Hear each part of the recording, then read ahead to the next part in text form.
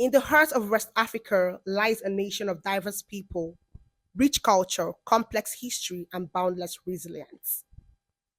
We proudly present the Unsung Heroes Project, a captivating journey through the vibrant tapestry of identities and experiences in Nigeria.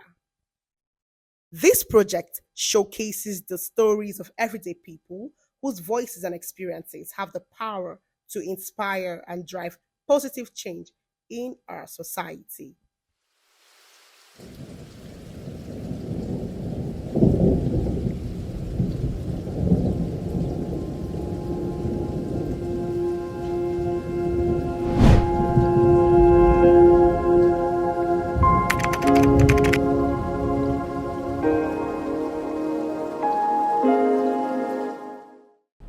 I told him, Oya, go and buy more, not just this one card again, go and buy more.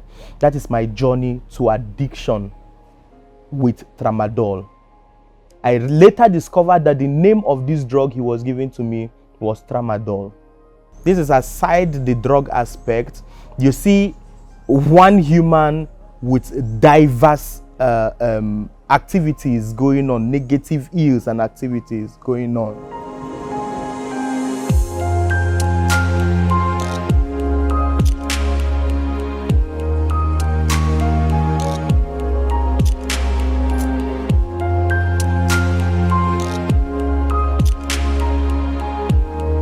Hi, good day everyone. My name is Augustine Nnakwe. I from Anambra State. Of course, I am Igbo from the name. I am the third third son from the family of 6, and we reside here at the outskirts, in the outskirts of Abuja, in a countryside. So I have come here to share my story, which I believe will teach a whole lot youth, children and youth alike, even the elderly, even parents, on how to meander the societal ills, and how to also bring up children in, and how to even get signs, red signs, green signs, to know you are good to go, or to know this is where your child should stop. And this is my story. I hope one or two will get a take home out of it. I'm from a very religious family. Parents, Catholics, so it means all of us were brought up in a Catholic background. My father was a knight and is still a knight. My mother, same a knight, and different organizations in the Catholic Church. And this so much influenced me that I proceeded to becoming a staunch member of the Block Rosary Crusade from my very early days. And from the Block Rosary, for my love of going close and closer to the church, I was prompted by my parents. Initially, I never knew what altar servers or who altar servers are, the altar boys as they call them in the Catholic Church. So with the guidance of my mother, especially, I went to become a member of the altar servers, where we were close to the priest and close to the altar. We aid the priest in some services at the altar. During masses, we help out the liturgical vestments. This brought me close to the altar, close to God. And as their slogan or greeting nationwide goes, nearer to the altar, nearer to God. So we so believe that once you're close to the altar, you'll be close to God. But along the line, we may not begin to see that greeting unfold in my life. I proceeded from becoming an altar server for the love of God and for the love of her priest to getting close to so many priests. So many priests became my friends. So many priests had influence on me. It progressed from knowing the priest, falling in love with the priest, not necessarily falling in love with God, but falling in love with the priest and the food the priests eat. We became very close to, we loved what they eat, what comes out from the kitchen, and we wanted to get closer and closer. Became very close to them, the priest, and from there started getting advice like, won't you try to make it to the Catholic seminary? It was a strange thing, because for me, coming from this humble background, can I even venture to becoming like this priest who I so admire, who looked like gods to me? And I fast forward to when I tried it out with the guidance of Reverend Father Samuel Kure, who was the then vocations director in 2005. I tried to take the exam. 2006, I also wrote the exam. And finally, I was admitted into the seminary. We took series of interviews, both oral and written. I proceeded to the seminary. From the seminary, from the spiritual year, I got admission into the seminary and went to the spiritual year at St. Peter and Paul Major Seminary, Eruku, Kwara State, where we had a 1-year intensive spiritual formation, spiritual cum intellectual formation. We were brought closer to God. We were introduced to the habit of reading, even spiritual books as well as secular books, but not too secular books. If I say secular, in the context of intellectual line. And from there, I proceeded to my philosophical training at SS Peter and Paul Major Seminary, Bodija, Ibadan. I started my philosophical journey, did my 4 years philosophy. These 4 years were very critical in my life because along the line, from my year 1, I started developing that love. I started moving up or scaling up that love I developed in the spiritual formation at Kwara State in Eruku. But from year 1, I started imbibing all the teachings, all the spiritual formations I have garnered at Eruku in Kwara State.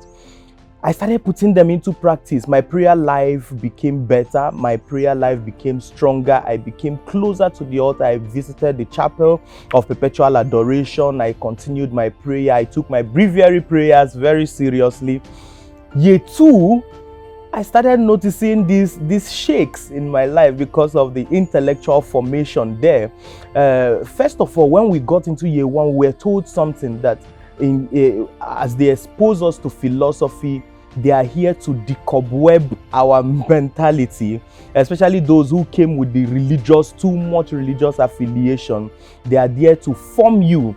You drop every religious bias you have. You drop every Edmund Husserl, a philosopher, will call it a phenomenological epoche. You bracket everything that you have known along the line so that you'll be able to assimilate new teachings. I was so surprised our priests beginning to expose us to intense philosophical trainings, very radical philosophical trainings. And from my spiritual line, year 1, when I started cultivating and developing my spiritual life, to year 2, I started again, saw myself tilting towards the philosophical training more than the spiritual. Even when I get to chapel, my mind became so critical that I question everything I come there to do. I question the use of images. I question the gathering.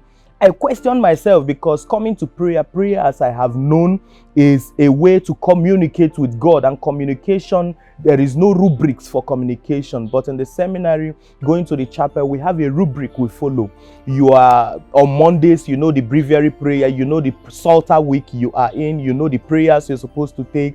Tuesdays, I started getting used to psalms. I started getting used to prayers that even if I drop the breviary, I'll be able to say some prayers by heart.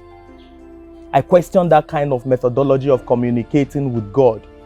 Year 3, I was preparing for my long essay, my project, and I have become quite exposed to radical thinking at year 3. Spiritual life was getting close to 5%. And I picked up a topic that also affected me in the course of my life, and that topic is, I picked up a philosopher, David Hume, and picked up his topic, Hume's critique on causality, cause and effect, in relation to his denial of the existence of God. While in the seminary, my doubts about the reality of a supreme being stemmed in. I started doubting everything, whether you call it Holy Spirit, whether you call it Jesus Christ, if you call it God. I doubted almost everything. I proceeded with my topic, submitted my topic for approval. My head of department philosophy, Very Reverend Father Dr. Ilodigwe, denied that topic, and I had that struggle. I said I want to write on that topic, and later it was approved, but under serious guidance. I want to break this short because the reason why I'm exposing all this or bringing this out, these also affected a greater part of my life up till date anyway. I succeeded in writing this topic, and for every chapter I delved into, I continued having stronger reason to align with so many radical philosophers as to the reason why I should drop the reality of the existence of God. But upon the final chapter, again, I now saw the reason. Okay, maybe there is a supreme being, but what we are exposed to, the concept of Jesus Christ being another God, Trinity, Mary, and everything, those are balderdash. I looked at the concept of God, because if you say we emanated, for Darwin, who will say we are emanated from apes, there is a prima causa, there is a primary cause, there is a person who created the ape. If you say we came as a result of Big Bang, there is a first cause, there is something that is responsible for even the Big Bang or the origin of what became the Big Bang. Now, I held on to the belief that there is a God. I proceeded, after 4 years of philosophical formation and year 1 theology, I proceeded to pastoral year. This is under the Archdiocese of Abuja, permit me to say. I proceeded to my pastoral year, and pastoral year, I continued. I started developing again my love for God alongside with that philosophical radical thought. When I resumed the parish Sacred Heart Catholic Church Airport in Abuja here, I started working as a seminarian. But again, the first parish I worked was Holy Rosary Catholic Church, who say the first phase, 6 months pastoral year before I proceeded to Sacred Heart. And it was that second phase that I started questioning the priestly vocation as a whole. If you watch the trajectory, questioning the reality of the existence of God, accepting the existence of God, but questioning other deities and other sacred objects and personalities that exist in Christendom or Catholicism, now proceeding to questioning even the priestly vocation for which I was being trained.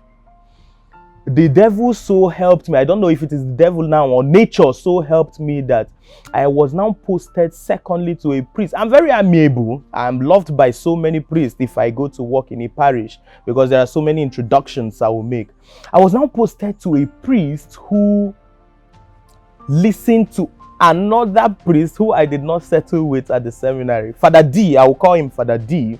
He was the then vocations director. He came to the parish where I was working. This has not happened to me before. He told the priest, come, you must look out for this. And there were so many concoctions that he put out there in the ears of this priest. And a priest, Father Ejim, who loved me so much, turned and became very hostile during my training. He so much supported my exit from the seminary. That singular act of him turning his face against me made me call a very close sibling of mine, whose name I may withhold for the sake of this interview. I called this sibling of mine. I told him the situation on ground. He so much loved me being a priest, because when we walk, he tells people, oh, this is my own sibling. He is a seminarian. So that glory that he walked with, even the glory I did not carry, but he enjoyed the glory. I don't know where it exists. Now, I called him and told him what I am experiencing, and he said I should not worry, that he will call me tomorrow and tell me something. He called the next day on a Thursday and told me, Ike, well, there is this thing I will give to you. If you take it, no matter what Father Ejim says or does to you, you will become you will remain unshaken. In fact, you will even be happy when he is angry. I say, wow, that this is it was so good to know that there is something I can actually do or take as at then, that I'll become angry even when somebody who is oppressing me, in quotes, is present. He came that very day and brought this card. For the first time, I'm seeing it as a drug. I did not check the name. He gave me the instruction. He unpacked one of them. He removed a pill from that sachet and gave to me. I took it.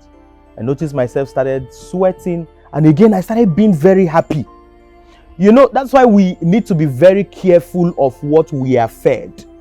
Once you are told that so if you touch a wall, if you touch this cloth, or if you touch this lap, you will experience an ecstasy, you will experience a joy, you'll be overwhelmed with joy. You will be so surprised. Psychologically, that will be imprinted in your mind. And when you touch it, it manifests. So he told me that there is this thing he will give to me. And he gave it to me. And actually, I was happy. I saw myself sweating. And I was very happy when he gave it to me. I said, okay, go. I gave him money. And he was happy that I was happy. Good intention anyway. He left the parish. Sacred Heart Parish was where this journey started. He left the parish. The priest came back. And the priest, in his usual newly adopted norm, was angry that day. Seminary, where are the altar servers? Why have they not done this? Why have they? I was so happy that he was angry. I knew that it was the effect of what I have just had, but I was very happy. He looked at me, and even the joy exuding from me, he noticed and told me that, oh, you are becoming very stubborn. I am talking and you are ecstatic. You are happy. I calmed down. I apologized. So sorry, Father. And I went to my room. I dressed up. I finished the work he gave me. The next day, I took another one. I was just in that mood. When that card finished, when the card he gave to me finished, something happened. I became very sick. I called him. He called me and said, how far? How your parish? I said, guy, I know well. He said, why? What is happening? I said, I'm very, very sick. He said, what is happening? Describe what is happening to you. I said, I'm having headache. I'm cold and I'm sweating. He said, I care. I dey come now. He said, that thing why I give you don't finish. Meaning, has that drug I gave you, have you exhausted it? I said, I've exhausted it. It's finished. I've even thrown it away. He said, okay, I dey come. He brought a new one. He said I should have told him when it was remaining 2 in the sachet. He gave me another. I removed. I told him that I'm just going to get malaria. He said, don't get any drugs. Just take this one and see something. I had that one. In less than 3 minutes, I recovered. In less than 3 minutes, he told me that it is because I need that drug to be happy again. I told him, oh yeah, go and buy more. Not just this one card again. Go and buy more. That is my journey to addiction with tramadol. I later discovered that the name of this drug he was giving to me was tramadol. I continued in the abuse of tramadol. I became disinterested again in even the idea that I have borrowed, that of God. My prayer life in public was very wonderful. People admired my prayer life, but in the inner chambers, in my room, I took prayer almost as nothing. I can even sit on my breviary or Bible. I continued doubting a whole lot. I continued becoming disinterested in even the things of God, even in that parish. I now had a target. My target was that immediately after the second phase of my pastoral, that I was supposed to go back to resume theology 2, that I won't resume the seminary. Maybe the priest noticed and called me and said, Augustine, you have tried, I think the last 2 weeks of my stay. I'm not giving you a bad recommendation. I'll write my report and give you to read. You go submit to your vocations director. Don't be scared. You don't have any problem with me. I kept quiet. I already made up my mind. And that was how, after my walk, I took my bag, thanked him very well. He gave me, of course, some things to aid my journey. I went home and refused to go for mass and refused to go for even our yearly seminarians recollection, our reunion, as we call it. I started staying at home. I started getting calls upon calls. Why have you not resumed? Mind you, all this while, I started enjoying my drugs so much. I said to disengage myself from all these calls and why didn't you come for a reunion? I had to put up a resignation letter. Forwarded it to them. So many things happened along the line. The Archbishop Onaikon then, now Cardinal, he told me to go back. He refused the resignation, that I should go back home and do a 6 weeks prayer. I started entering the chapel. In fact, when I enter the chapel, I get angry with everything around there. And I went back to him 2 weeks. I don't know if exactly it got to 2 weeks, but I know a week and some days, if not 2 weeks. I went back to him that I can't continue. He said, hope, no problem. I say, no problem. Did any priest come after you? I say, none of them. Did you impregnate a lady? I say, none of them at all. He said, okay. He gave me his blessing and I left. I started staying a solitary life in my family house. No rented apartment. I started sitting alone. And this, my sibling, was my only solace and comfort, because there is already a vacuum. the brothers or the fraternity I used to keep in the seminary, my friends, my brother seminarians, I hated any mingling. I hated any interaction with brother seminarians. I hated any mingling with church or church activities or church people. I started staying alone, and this my sibling, my own partner. I continued.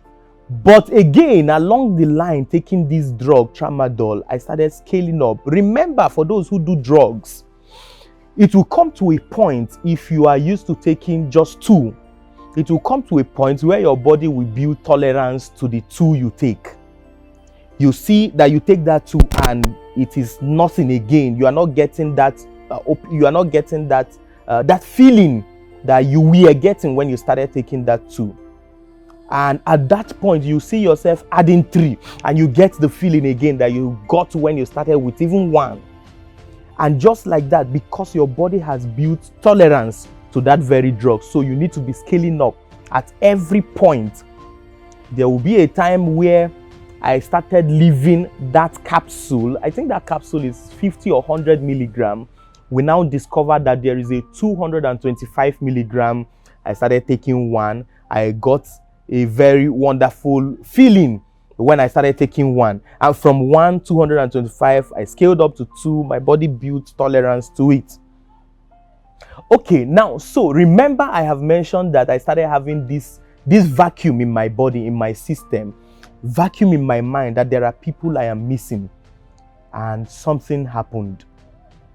The brother or the sibling who was my only comfort, the sibling who was my only friend at the point in time when I left the seminary, tendered my resignation and started sitting at home, this sibling of mine started leaving home every evening, going to meet other friends, and I was not comfortable. I was not used to coming out because, remember, there is an activity already. I just left the seminary. So that life of solitude I built. He started leaving the house. He will leave me all by myself. Maybe parents will come back, will greet, and my parents at that point were not even comfortable with the idea of me leaving. My father was indifferent from my mother.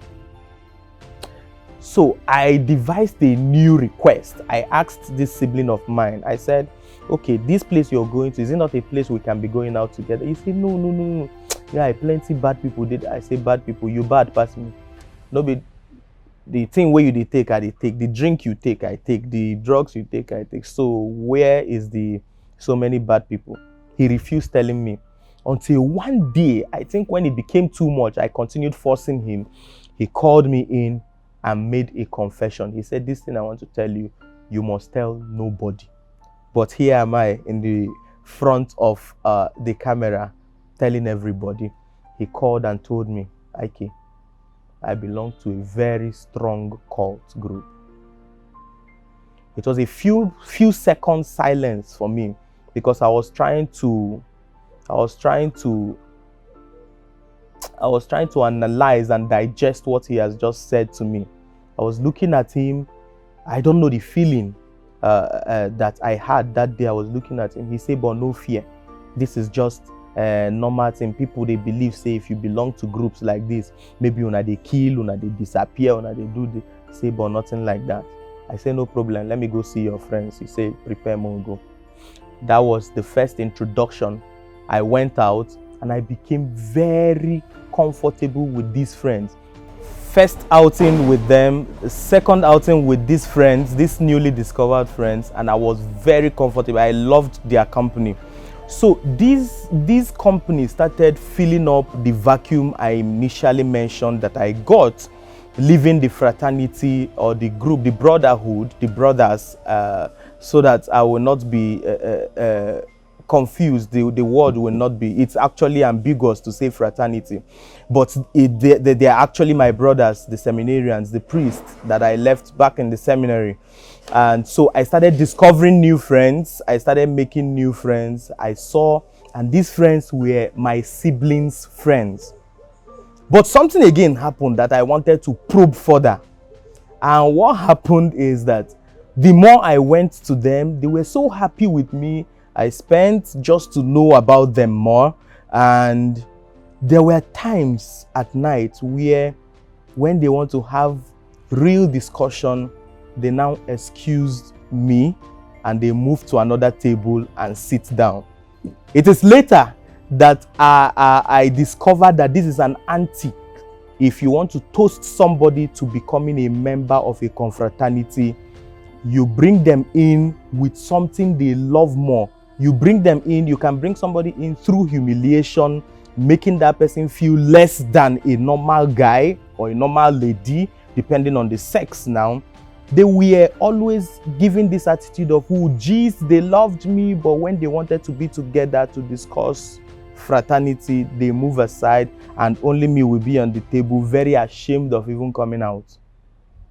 Until one day, I told myself that no, I want to even know deeper. In fact, I did not go through my brother. I went through one of his friends that I knew had an upper hand, and I say, come, I won't belong to this thing where I belong. This indeed is the origin of my journey. This is aside the drug aspect. You see, one human with diverse activities going on, negative ills and activities going on. This is the beginning of my journey into what is called the Supreme Vikings Confraternity. That person told others, other friends, it's like a group, a cartel. You know, in their slogan or the slangs, you say Vas cartel, Vas cartel. Among the Supreme Vikings Confraternity, there are cartels. But some will still tell you that even inside cartel still there. Now, these were the closest cartels that discussed, and I told them to keep it away from my brother. This my sibling I talked about. I was preparing for that journey to becoming a member, gradually preparing. My sibling not aware of it, always very innocently taking me out for every meeting, and they will continue staying aside, sometimes, not always. But at that point, when I'm very happy with their meeting, you see them again exit, and they will bring their bottle of rum. I see them pouring libation on the ground, and I was, oh no, I need to go deeper to even know what is happening there. Until that fateful day, when they told me the requirements, I said there is no problem. You bring your this interview, I need to place this caveat so that for those who will come or stumble upon this interview, you will know that this is not at all an attempt to reveal any secrets of any group or to start bringing to bear some of the things they do, but this is a personal experience. And the reason why I'm doing it is for those who are trying to venture into it consciously. You know that it is a no. It may not, there is more damage than good. And for those who, by you being unaware, maybe you are unaware of these antics that may come your way, it is called toasting. You remember my own story, and when you see those flags, those signs, you try to retrace your step and look for a better thing to do. They told me the requirements to belonging to this group. I said, oh, these requirements are not something, and I did VIP. Of course, VIP, you will not go to what is called Iceland. Iceland means either going to a secluded place, a bush, where you will see a number of brothers, fraternity, come together, conglomerate to bring you either deliberate or initiate. Now, there are different forms of initiation. People can do that of Iceland. Some persons can say no. In Iceland, you know, when guys are very drunk, they can beat. When they are about to bring you on board, beating is also part of the drill. Some persons will say, no, I choose VIP. For VIP, you pay higher, but the beating reduces. Because I was not used to so much of those drills, I told them, no, I prefer the VIP, and I paid my ITT robs, initiation through torture robs, money. It's called robbers. So if I say robs, whenever I use some of those slangs, if I remember, I explain. So I paid, I brought the rum, squadron is what we call rum, and when it is already libated, poured on the ground, they say it is monkey. When it is libated. Anyway, that is an aside. So I brought the rum, I brought the razor, new one, and some of the requirements for initiation. And we proceeded to a venue that was for VIP. Either you go to a hotel, your house, wherever will make it very relaxed for you, that you will not have the feeling of going to a mountain or inside the bush. We did that initiation. It was on the point of initiation that this my sibling, they already told him that somebody is coming on board. He never knew who. It was when we entered, he entered too and saw me. He called one person out. I know he was dialoguing to bring me out. The person he was dialoguing for was a no-go area because I was already made up. My mind was already made up. We had that initiation. Fast forward to after the initiation, I started growing from a neuron. I had my GF. The person who stood for me brought me on board. His name is IB of blessed memory. He's late now. I think he died 3 years ago. And now we had so many others that I attached myself to. I started growing from one stage to another, from one stage. Remember, I was still going deeper into drug misuse or abuse. I was still sinking deeper. And secondly, I have now adopted another one, which is cultism. And thirdly, I was now proceeding to adopt another one, which is womanizing. Once you venture into a vice, this is no preaching, this is no capping. Once you venture into one vice, there are different branches that you may go into. Once there is drugs, there are different propellers, there are different push, there are different attachments. It's like a tributary that comes with it. For me, I ventured into drugs, cultism came, womanizing came, lying came, because mind you, I was not independent. I was still staying in my parents' house. So where are you guys coming from? We had the very serious engagement. Meanwhile, you went deep into a very renowned cult group. Now, I had so many experiences. But one thing I will let out is maybe Providence had it that I never killed, but I made people bleed. Those that came for us, we went for them. And one thing I noticed, if you go read the history of Supreme Vikings Confraternity, as well as any cult group that you know, you will see very wonderful reasons why they were established. But when you try to venture into belonging to some of these groups, they don't tell you that history. Sometimes they say, we are freedom fighters. Oh, we fight injustice. We do this one. But nobody tells you that history. What you know is what the executioner or the number one or the head of the group, what he says, that you follow. And that is what we're after.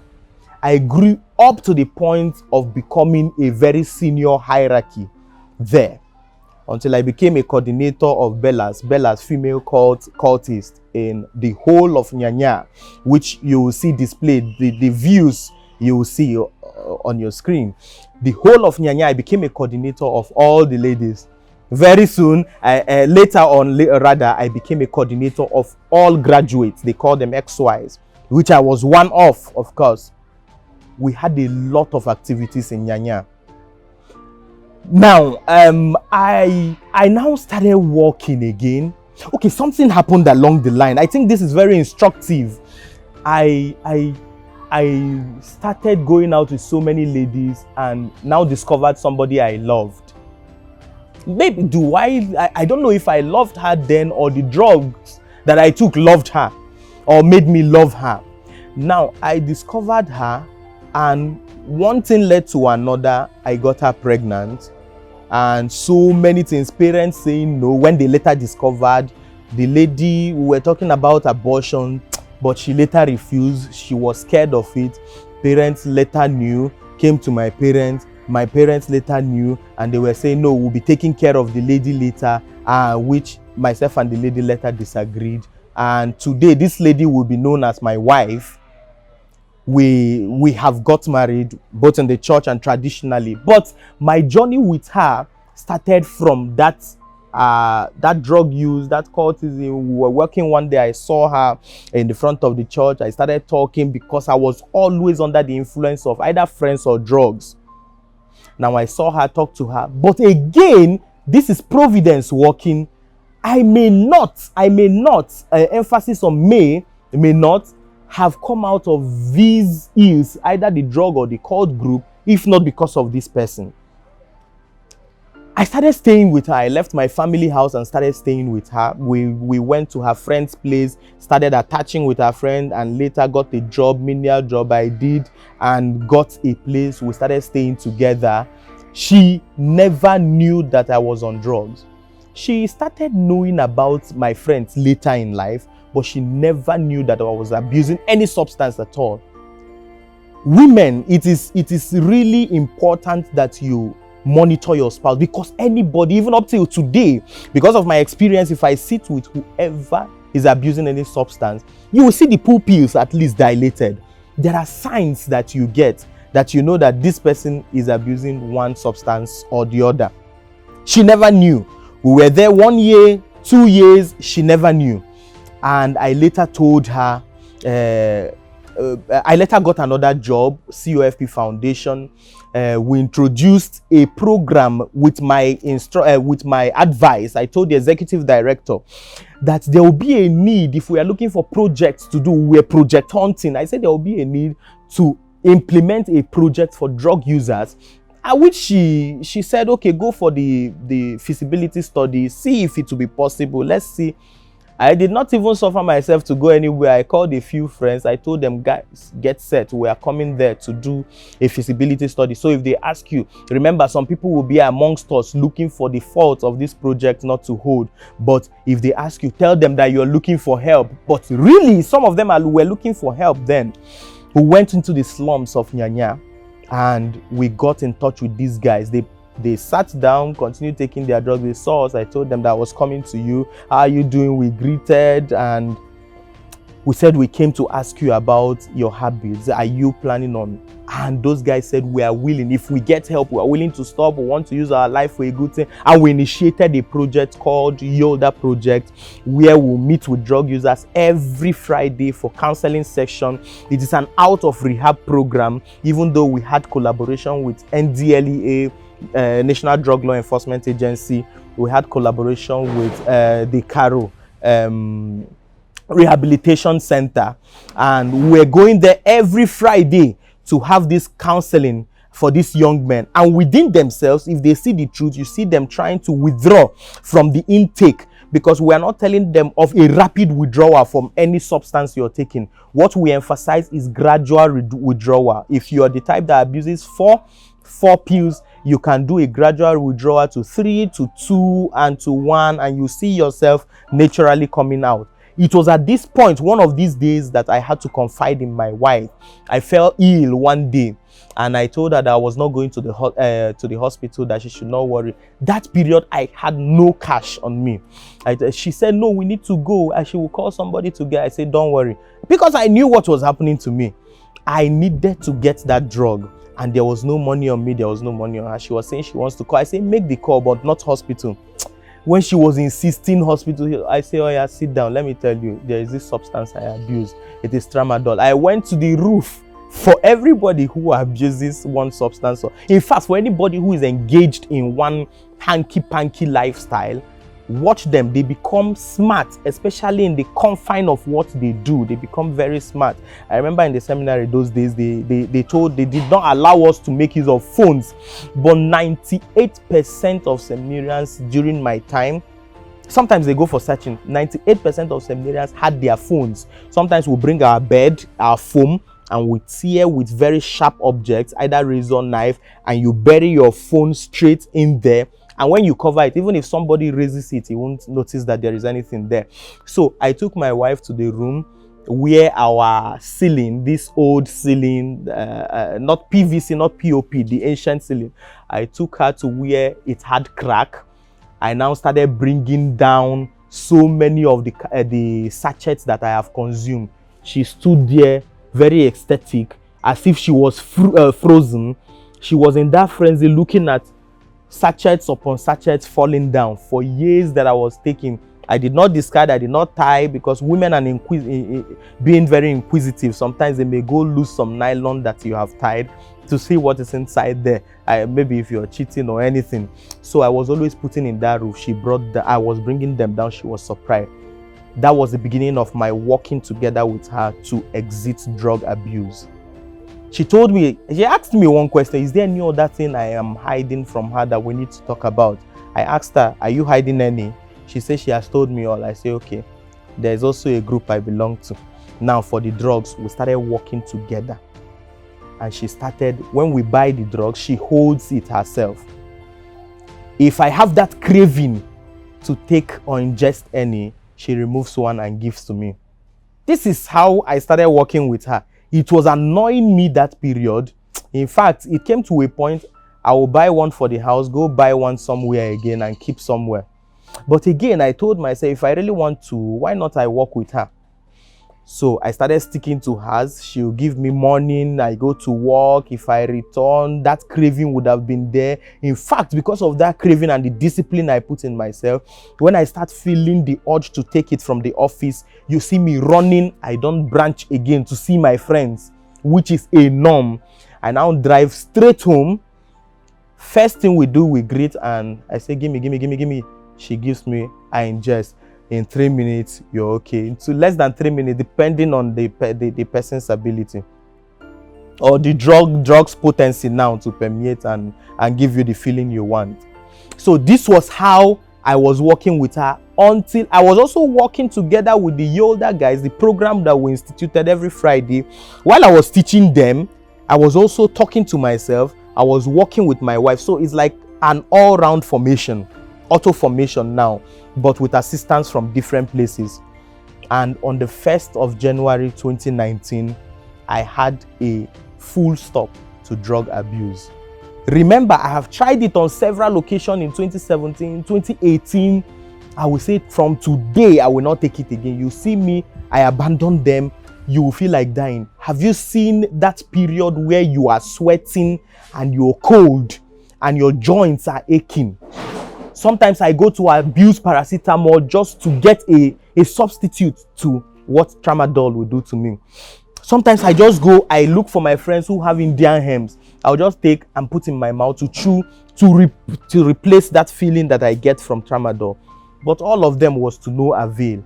And on the 1st of January 2019, I tried again. From 31st night, nothing happened to me. From 31st in the morning, nothing happened. Evening, it happened to me. I took that I was already taking quarter. I took that quarter, that 31st evening. It lasted till the next day. Nothing happened on the 1st. I kept quiet. Nothing happened that afternoon. Evening, nothing. I slept. I started having the feeling at night. I endured. Nothing happened. I took paracetamol. And 2nd, 3rd, 4th, till this interview. The next step was to again work with her. For every program, for every outing I started going to, sometimes I go with her, my baby, then I was mobile, we move around, we see my friends were seeing my wife, and sometimes they were not comfortable, sometimes they became very comfortable, and they started talking even freely with her, and we started doing our different rites even with her. There are some people who will argue that once you belong to any fraternity, that you will find it, you cannot, they place emphasis on cannot exit without being hunted down. Those are the myths that we also knew, and those are the things that we also tell them. Remember, this ideology starts from the day that you will be initiated. During the course of your initiation, there is a blood oath that happens, because there will be a cut on your thumb and they will pour in the cover of the drink that you were going to take. And you'll see them telling you that the day you review, when you start taking the oath, I think for the benefit of this interview, I'll just say exactly what will be said there so that you know where the fear is coming from. You will hear things like the person administering the oath will say, I, you will say, I, you put your name there, do solemnly swear, that if I reveal the secret of SVC, let my tongue twist, let my head roll, let my thalassa is blood, let my blood be spilled on the street by the bastard. Bastard is rival cult group. So you repeat it 3 times with the cutlass, MG, the cutlass you're holding, you hold to your tummy, the pointed side, and you repeat it 3 times. These will awaken all manner of fear in the life of the initiates, anybody who is there, because you are being conscious that you will not at any way reveal the secret of the Supreme Vikings Confraternity. And sometimes you hear them say, Sacom, Santa Vandalupes, we have come, there is no going back. So whoever becomes a member will find it very difficult again to say, I want to quit. It is even crazy to tell anybody you want to quit. The person that introduced me to this is his own room. The person who I call my GF. Now here and they die. At the point he started telling me that no, he wants to stop. How can he become a Christian? How can I say my GF too, they tell me this kind of talk. So this is his room.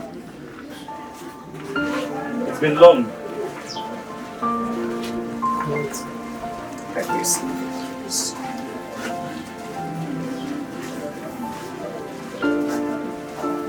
Another thing again we do then is if they raid, if we don't follow there, we'll climb to burial ground.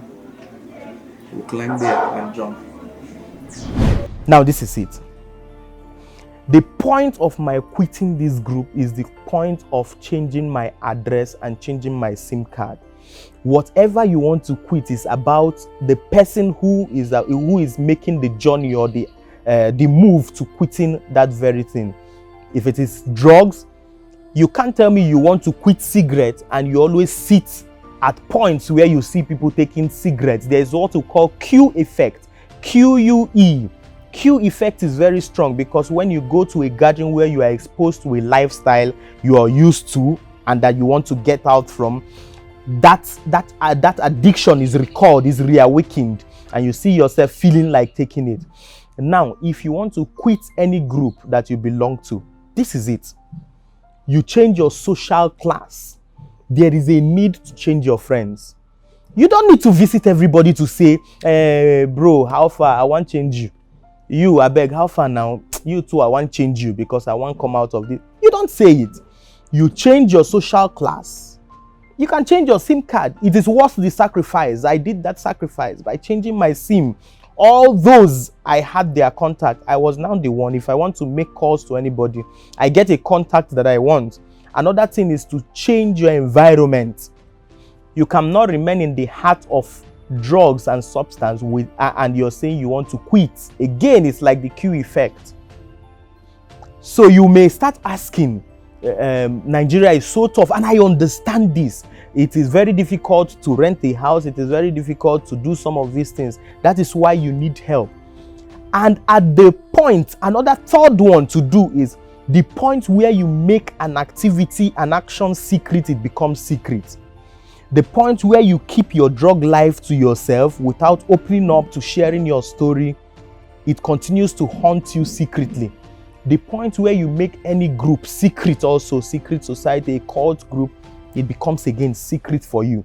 And you see yourself not wanting to spill any secret out.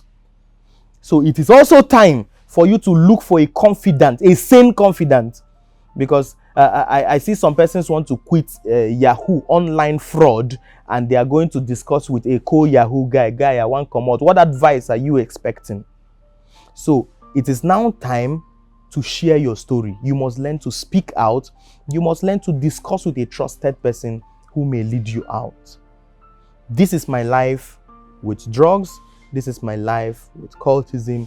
And this is my life with determining the phase which I am now, is sharing out my story so that people who want to venture into it will know that you will go and you will come out. There is no gain. Remember, it is not forever. They will tell you once a soldier, always a soldier. This is not the kind of barrack you see. This is not what you want for yourself and your child. At a point, you will want to give birth. Your children will not be so happy to get a news. You may not even be as lucky as some persons who have ventured in and out. You may be as unlucky as those who ventured in and are chilling in either Kirikiri or Kuje or Kefi prison or whatever prison. So it is time to use your tongue and count your teeth. For me, the journey and the stage I am is to conscientize people. And lastly, for me, for all those who have journeyed with me, who I have brought in to this confraternity, it's also time for me to talk them out. I have been doing it. I have some who are very adamant coming out, but I'm still telling them the possibility of seeing a light. It is time to see the light. You cannot be a drug addict and be a cultist and be a womanizer, all vices in one person. Some persons are becoming mobile vices, and this is not what we pray for ourselves. This is not what we want our children to see. So thank you very much for hearing my story, and I hope this has inspired one or two persons. And if this can touch what the life of one person and make you have a metanoia, a turnaround, I think I am fulfilled. Thank you very much.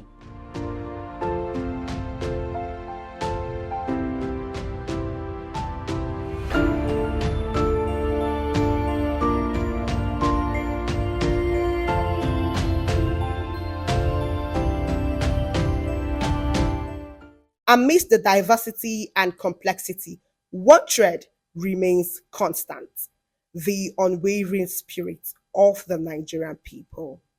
Through adversity and triumph, they continue to write their own stories of courage and hope.